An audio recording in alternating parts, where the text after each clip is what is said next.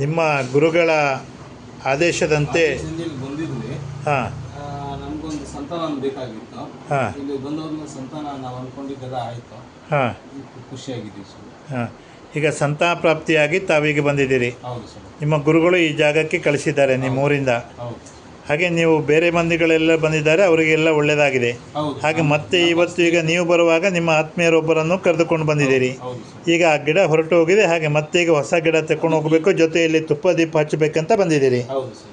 ದೇವರ ಅನುಗ್ರಹ ಇದನ್ನ ತೊಳ್ಕೊಳ್ಬೇಕು ಅನ್ಕೊಂಡಿದ್ವಿ. ಹಾಂ ದೇವರ ಅನುಗ್ರಹನೋ ಇದು ಬರ್ಬೇಕಂತ ಕ್ಷೇತ್ರ ತುಳಿಬೇಕು ಅನ್ನೋ ಗೊತ್ತಿಲ್ಲ. ಹಾಂ ತನ್ನಷ್ಟು ತನ್ನೇ ಕರ್ಕೊಂಡ್ಬಂದು ಆದ್ರೆ 8 ಗಂಟೆಗೆ ಅನ್ಕೊಂಡಿರ್ಲಿಲ್ಲ. ಹಾಂ 9 ಗಂಟೆ ಬಂತು ಮನಸ್ಸಿಗೆ. ಹಾಂ ಹಾಂ ಹಾಂ ಹಾಂ ಆಯಿತು, ಒಳ್ಳೆಯದಾಗಲಿ. ತುಪ್ಪ ದೀಪ ಹಚ್ಚಿ, ದೇವರ ಅನುಗ್ರಹ ಇದೆ.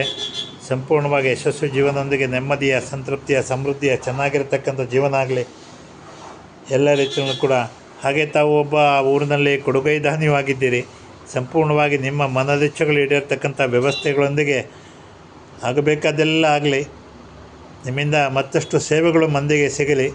ಹಾಗೆ ಮಹಾಗಣಪತಿಯನ್ನು ತುಂಬ ತುಂಬ ತುಂಬ ನಂಬಿಕೊಂಡಿದ್ದೀರಿ. ಸಂಪೂರ್ಣವಾಗಿ ಯಶಸ್ಸಾಗಿ ಎಲ್ಲವೂ ನಿಮ್ಮಂತೆ ಆಗಲಿ. ಚೆನ್ನಾಗಿ ಆಗ್ತದೆ, ಒಳ್ಳೆಯದಾಗ್ತದೆ.